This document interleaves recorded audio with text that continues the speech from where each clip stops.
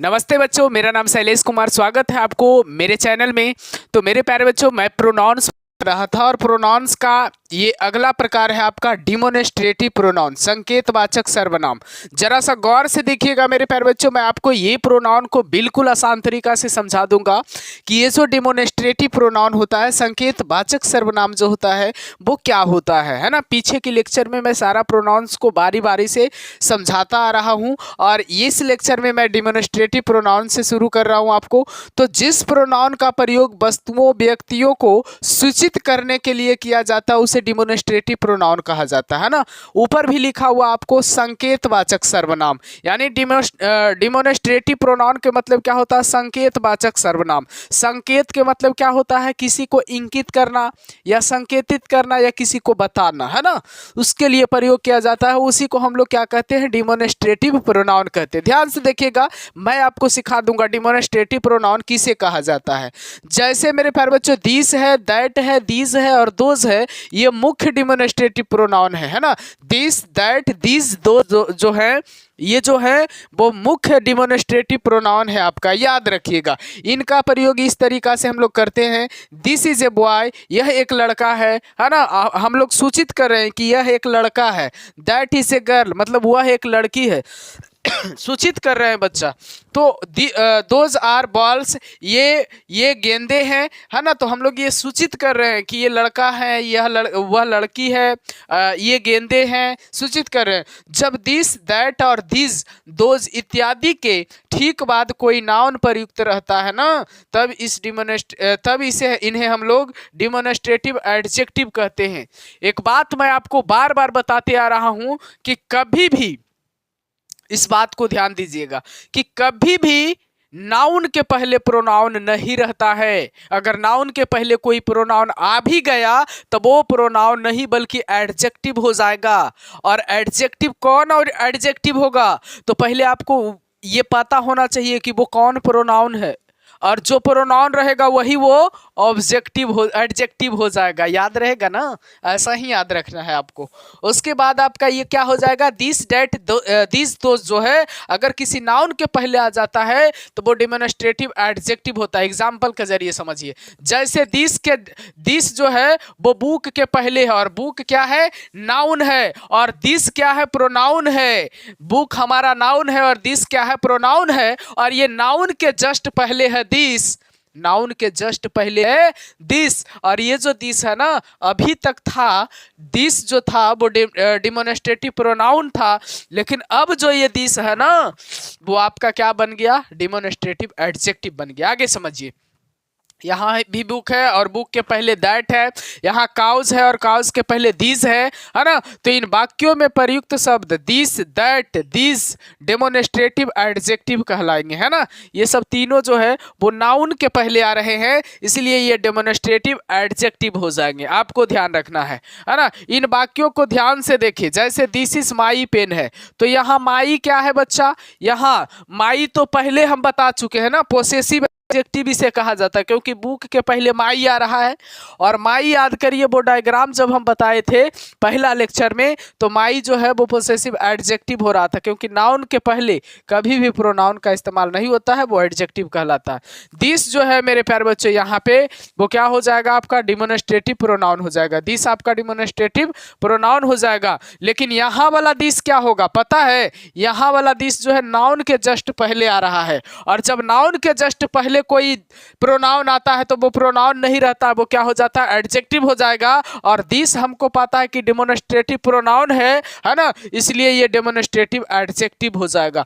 उम्मीद करता हूं कि यहां तक सभी बच्चों को, सभी विद्यार्थी को समझ में आया होगा, है ना। लिख लीजिएगा, जरूर लिख लीजिएगा। अगर आप लिखते नहीं जाइएगा मेरे प्यारे बच्चों, सिर्फ आप वीडियो को देखिएगा, तो मैं गारंटी लेता हूं कि आपको समझ में नहीं आएगा और आप एग्जाम में इसे नहीं बना पाइएगा। लेकिन अगर कोई बच्चा देखता भी है वीडियो को और साथ साथ कॉपी और पेन लेकर के लिखता है तो मैं भी गारंटी लेता हूं आपके लिए कि आप एकदम 100% समझ में आपको आएगा और आप समझिएगा और एग्जाम में भी बनाइएगा। तो मेरे प्यारे बच्चों, एक अच्छे बच्चों, आदर्श बच्चों का यही मतलब होता है कि टीचर के द्वारा जो भी बात बताया जाता है उस बात का आप पालन करिए, उस बात को समझने का आप प्रयास करिए, है ना। जो भी हम लोगों के द्वारा आपको सजेस्ट किया जाएगा वो बिल्कुल आपके जीवन में अच्छा होने के लिए सजेस्ट किया जाएगा, न कि आपके बारे में कुछ अनाप शनाप सोच करके हम लोग सजेस्ट करते हैं, ना। आपका उज्जवल भविष्य के लिए हम लोग सजेस्ट करते हैं। तो आप सभी बच्चों से मेरा यही आग्रह है कि आप लोग सही समय पे आप पढ़ाई करिए और सही तरीका से पढ़ाई करिए। गलत तरीका से पढ़ाई करने का कोई फायदा नहीं होता है ना। तो अब आगे आपका 5वां तक हो गया है। अब देखिए जरा सा 6ठा पे मैं चर्चा कर लेता हूं। देखिएगा बच्चा, अगला प्रकार है आपका इंडिफिनिट प्रोनाउन, अनिश्चयवाचक सर्वनाम। इसमें कुछ निश्चय नहीं रहेगा मेरे प्यारे बच्चों, अनिश्चय रहेगा, है ना। अनिश्चयवाचक सर्वनाम है इंडिफिनिट प्रोनाउन, यानी इसको मैं आपको एक्सप्लेन करके समझाता हूँ। देखिए कहा जा रहा है इसमें ना कि जिस प्रोनाउन से किसी निश्चित व्यक्ति या वस्तु का बोध नहीं होता है, जिस प्रोनाउन से किसी निश्चित व्यक्ति या वस्तु का बोध नहीं होता है उसे इंडिफिनिट प्रोनाउन कहते हैं, ना। जिससे किसी निश्चित व्यक्ति या वस्तु का बोध नहीं होता है उसे अनिश्चित प्रोनाउन कहते हैं। जैसे समबडी हो गया, एनीबडी हो गया, सम हो गया, मेनी हो गया, वन हो गया, नथिंग हो गया, एनी हो गया आदि कोई इंडिफिनिट प्रोनाउन कहते हैं। ये सब जो है वो इंडिफिनिट प्रोनाउन है, मतलब इसमें से कोई होता है।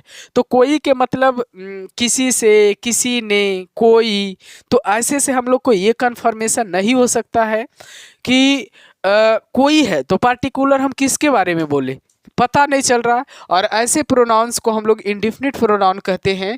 जैसे somebody has stolen my pen, किसी ने मेरी कलम चुरा ली। अब बताइए कि किसी ने मेरी कलम चुरा ली तो हम लोग कैसे बता सकते हैं कि किसी ने मेरी कलम चुरा ली, तो किसने मेरी कलम चुराई, ये कैसे कह सकते हैं। कहने में हम लोग को बनेगा नहीं, है ना।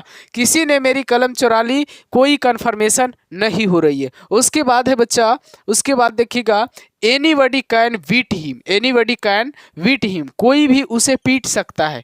एनीबडी कैन बीट हिम मतलब कोई भी उसे पीट सकता है। कोई कन्फर्मेशन नहीं है कि कौन पीट सकता है, कोई भी उसे पीट सकता है ना। उसके बाद है सम आर जेंटल, मतलब कुछ नेक होते हैं। सम आर जेंटल मतलब कुछ नेक होते हैं, कुछ लोग नेक होते हैं, सभी नहीं। और कुछ में कौन है ये भी पता नहीं है, कन्फर्मेशन इसमें नहीं रहेगा।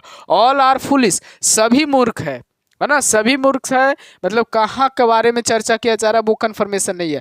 नन कैन डू दिस, इसे कोई नहीं कर सकता है ना। इस वाक्य में कोई कन्फर्मेशन नहीं है।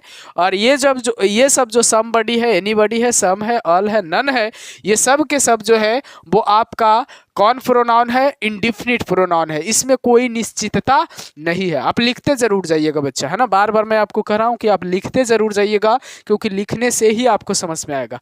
कुछ नोट है उसे भी ध्यान दीजिए। और नोट मैं बार बार बताते जा रहा हूँ कि जब सम, ऑल, मेनी, वन, एनी इत्यादि के ठीक बाद कोई नाउन रहता है तब ये एडजेक्टिव कहलाते हैं। तब ये क्या कहलाते हैं, एडजेक्टिव कहलाते हैं। अगर नाउन के पहले ये सब आ गया ना, समबडी, एनीबडी, सम और ऑल और नन, तो ये सब एडजेक्टिव हो जाएगा, ये सब प्रोनाउन नहीं कहलाएगा। इन वाक्यों को जरा ध्यान से देखिए। जैसे इसमें सम है, ऑल है, मेनी है, वन है और एनी है, ये सब के सब क्या हो जाएगा, आपका एडजेक्टिव हो जाएगा, है ना। जैसे सम बॉय आर रेडी, तो यहाँ पे बॉय जो है मेरे प्यारे बच्चों वो नाउन है और नाउन के पहले सम आ रहा है, इसलिए ये सम जो है वो प्रोनाउन हो जाएगा। क्योंकि कभी भी नाउन के पहले अगर प्रोनाउन वो आता है तो वो प्रोनाउन नहीं रहता है, वो एडजेक्टिव हो जाता है, इसलिए ये आपका इंडिफिनिट एडजेक्टिव हो जाएगा। थिंग्स के मतलब चीज़ें या वस्तु होता है, उसके पहले ऑल है तो ये ऑल जो है वो आपका प्रोनाउन नहीं होगा, ये ऑल जो है वो आपका क्या हो जाएगा, एडजेक्टिव हो जाएगा। इस बात को भी ध्यान में आप जरूर रखिएगा। उसके बाद 6ठा प्रकार तक आपको मैं बताया मेरे प्यारे बच्चों। अब बचा है आपके पास 7वां प्रकार, है ना। देखिएगा 7 प्रकार है मेरे प्यारे बच्चों। 7वां प्रकार है आपका डिस्ट्रीब्यूटिव प्रोनाउन, व्यष्टिवाचक सर्वनाम। डिस्ट्रीब्यूटिव प्रोनाउन को भी आप समझ लीजिए, बेहतर ढंग से मैं समझाने का आपको प्रयास करूंगा। देखिए, जब ईच, आइदर और नाइदर का प्रयोग प्रोनाउन के रूप में होता है तब इन्हें डिस्ट्रीब्यूटिव प्रोनाउन कहा जाता है। 3 याद रखना, कौन कौन? ईच, आइदर और नाइदर को हम लोग क्या कहते हैं? डिस्ट्रीब्यूटिव प्रोनाउन कहते हैं। याद रहेगा कि नहीं? बिल्कुल याद रहना चाहिए आपको। ईच, आइदर और नाइदर को हम लोग डिस्ट्रीब्यूटिव प्रोनाउन कहते हैं। जैसे देखिए, ईच के मतलब प्रत्येक होता है, आइदर मतलब दोनों में से कोई एक, कोई या एक होता है, और नाइदर के मतलब दोनों में से कोई नहीं, है ना। आइदर के मतलब दोनों में से कोई एक, कोई या एक, है ना। अब देखिए, नीचे प्रयुक्त शब्द डिस्ट्रीब्यूटिव प्रोनाउन है। नीचे जो प्रयुक्त शब्द है वो डिस्ट्रीब्यूटिव प्रोनाउन है। देखिएगा, ईच जो है वो आपका डिस्ट्रीब्यूटिव प्रोनाउन है। Each of you is guilty, तुम में से प्रत्येक दोषी है। Each of the boys intelligent, मतलब प्रत्येक लड़कों में से प्रत्येक तेज है ना। यहाँ भी ईच जो है वो आपका क्या है? प्रोनाउन है। फिर यहाँ आइदर लगा हुआ है। Either of you can take this book, तुम में से कोई एक इस किताब को ले सकता है ना। तो यहाँ आइदर, यहाँ ईच और यहाँ ईच, ये सब के सब जो है वो आपका डिस्ट्रीब्यूटिव प्रोनाउन हो जाएगा। अब समझिए कि डिस्ट्रीब्यूटिव एडजेक्टिव क्या होता है। तो कभी भी नाउन के पहले अगर ईच, आइदर और नाइदर लगा हुआ रहे, ईच, आइदर और नाइदर अगर नाउन के पहले लगा हुआ रहे तो समझ जाइएगा कि वो आपका डिस्ट्रीब्यूटिव एडजेक्टिव हो जाएगा। अन्यथा ये तीनों जो है वो आपका डिस्ट्रीब्यूटिव प्रोनाउन होगा। अब जरा सा डिस्ट्रीब्यूटिव एडजेक्टिव को समझिएगा। नोट, जब ईच, आइदर और नाइदर के ठीक बाद कोई नाउन प्रयुक्त रहता है, जब ईच, आइदर और नाइदर के ठीक बाद कोई नाउन प्रयुक्त रहता है तब इन्हें डिस्ट्रीब्यूटिव एडजेक्टिव कहा जाता है। तब इन्हें डिस्ट्रीब्यूटिव एडजेक्टिव कहा जाता है। जैसे जैसे पहला है, each boy is intelligent, each boy is intelligent, प्रत्येक लड़का तेज है। प्रत्येक लड़का क्या है? तेज है। ईच बॉय इज इंटेलिजेंट, देखिए बॉयज ये जो है ना आपका, ये क्या है? नाउन है। और नाउन के पहले ये आपका प्रयोग क्या है? प्रोनाउन। तो नाउन के पहले जो प्रयोग रहता है प्रोनाउन, वो क्या हो जाता है? एडजेक्टिव हो जाता है। कौन एडजेक्टिव होगा? तो देखिएगा, ईच हमारा कौन प्रोनाउन है? डिस्ट्रीब्यूटिव प्रोनाउन है। तो ये एडजेक्टिव कौन होगा? तो डिस्ट्रीब्यूटिव एडजेक्टिव होगा। ऐसा ही आपको पहचाना है ना। तो बॉयज भी नाउन है, यहाँ रोड भी नाउन है, और यहाँ आपका बुक भी नाउन है, और ये सब के आगे लगा है आइदर, ये सब के आगे लगा है नाइदर। तो ये सब के सब जो है वो क्या हो जाएगा? आपका डिस्ट्रीब्यूटिव एडजेक्टिव हो जाएगा। तो मैं सभी बच्चों से आशा रखता हूँ, सभी बच्चों से उम्मीद रखता हूँ कि अगर आपने लिखते गया होगा, अगर आपने समझते गया होगा, अगर आपने समझने का प्रयास किया होगा तो आप सभी बच्चों को समझ में भी आएगा, है ना। और बिल्कुल आप बोर्ड परीक्षा में गर्दा भी मचाइएगा। और इस पर मैं मेरे प्यारे बच्चों लगभग 40 ऑब्जेक्टिव के आसपास मैं आपको करवाऊंगा, है ना। 40 ऑब्जेक्टिव में मैं आपको क्लियर कर दूंगा, ट्रेंड कर दूंगा। तो अब आप सभी बच्चों से मैं विनती करता हूँ कि वीडियो को ज़रूर देखिए, है ना। और हर एक दिन देखिए, सबका प्लेलिस्ट में आपको मिल जाएगा मेरे प्यारे बच्चों। तो सभी बच्चे जरूर जुड़िए आप, है ना। तो सभी बच्चों को मैं यही कहूँगा कि रोज़ पढ़िए। रोज़ पढ़ने से आपको रिवीजन भी होगा, प्रैक्टिस भी होगा, पढ़ने में मन लगेगा। आपको मैथ्स का भी प्लेलिस्ट में आपको मिल जाएगा, इंग्लिश का प्लेलिस्ट में मिल जाएगा, हिंदी का भी अब मिलेगा आपको प्लेलिस्ट में। तो सभी चीज़ों को आपको मैं रेगुलर दूंगा, है ना। तो बाय बाय बच्चों, फिर मिलते हैं अगले वीडियो में आपसे। जब तक के लिए जय हिंद। पढ़िए मन लगा करके, माता पिता का सपना साकार करिए।